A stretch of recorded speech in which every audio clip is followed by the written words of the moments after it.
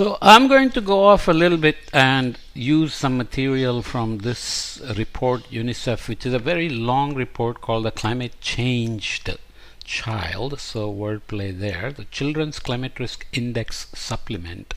It's a kind of a dire message on how climate change is affecting children. We have already known that women and children get disproportionately affected by the bad impacts of climate change, and that's where climate justice and gender, as somebody said before, I think it's Cristina Fuentes, that climate change is not gender neutral, so it's always women and children who pay a price. So I wanted to read the water related parts of this long report. Key messages will include everything.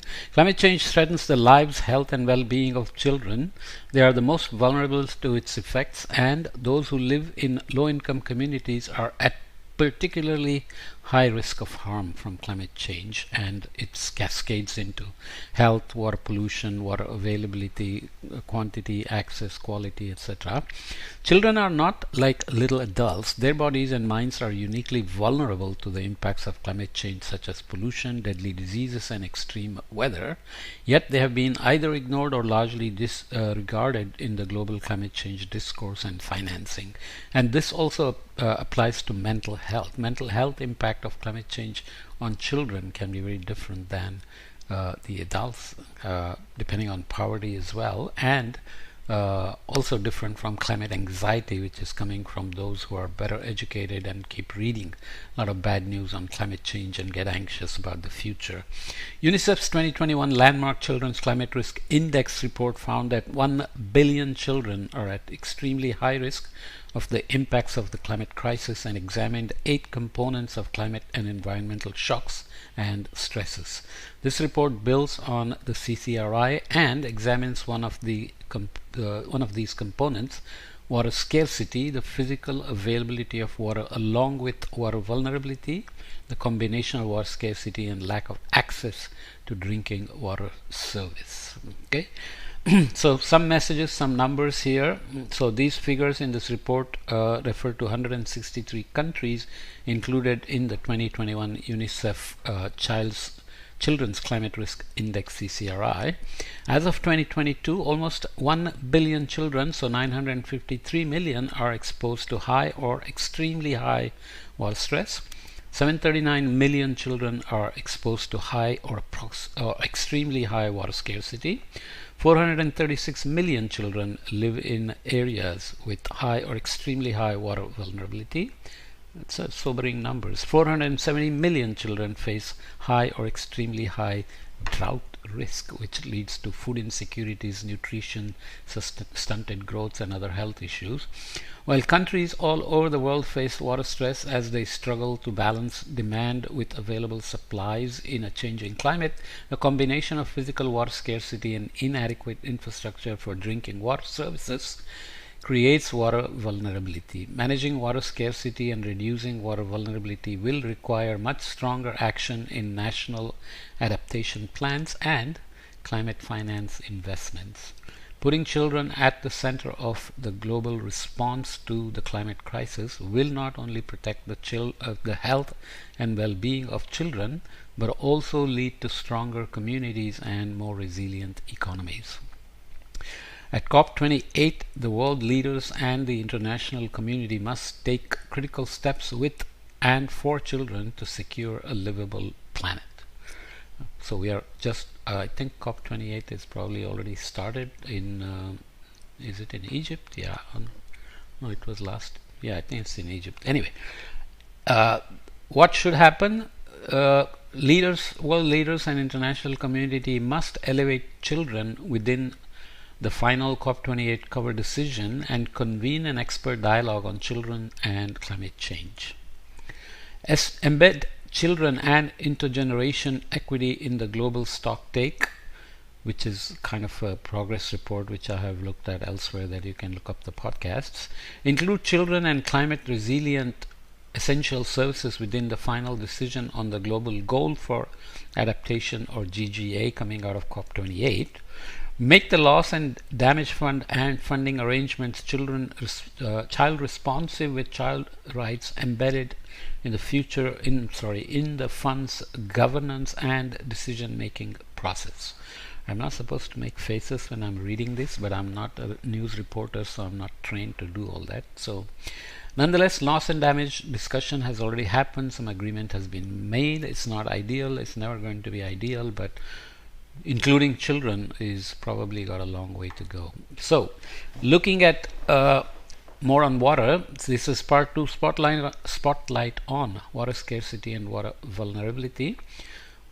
Whether it's too much, too little, or too polluted, climate change is felt through water. Despite the recognition of the centrality of water in the climate crisis, actions in this area are still limited in scope and ambition. Water scarcity for all can be only achieved if people have access to drinking water that is safe, affordable, and sustainable, and resilient to threats related to water scarcity, extreme weather events, and climate shocks. This doesn't even include water conflicts, which are very common when water becomes scarce.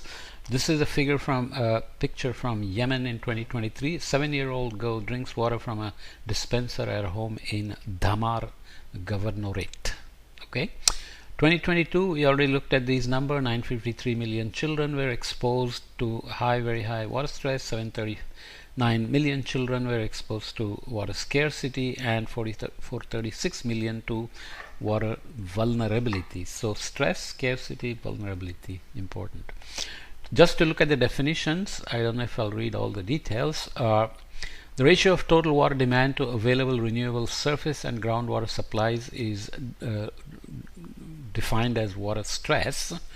There are some details on what water demand includes. Water scarcity is part of the Children's Climate Risk Index, which says baseline in terms of water scarcity. Baseline water stress, which measures the ratio of total water withdrawals to available renewable surface and groundwater, then includes interannual variability, seasonal variability, ground table decline, which is very critical, drought, which measures the impact of meteorological drought on natural vegetation using the Vegetation Condition Index, VCI. So there is a natural meteorological drought where rainfall is less than expected, agricultural drought where you have not enough water to grow crops, and ecological drought, which is this Vegetation Condition Index. Water vulnerability, UNICEF calculates the water vulnerability index based on a composite measure of water scarcity and drinking water service levels using population data from the gridded population of the world and the United Nations World Population Prospects. Higher values indicate high levels of water scarcity, and low levels indicate low levels of drinking water service, okay, which is intuitive in that sense. So to go with that is water stress, ratio of total water demand to available renewable surface and groundwater supplies. Water scarcity is riding on top, so groundwater decline, interannual variability, seasonal and drought events, which tend to have intra-seasonal and interannual variability as well.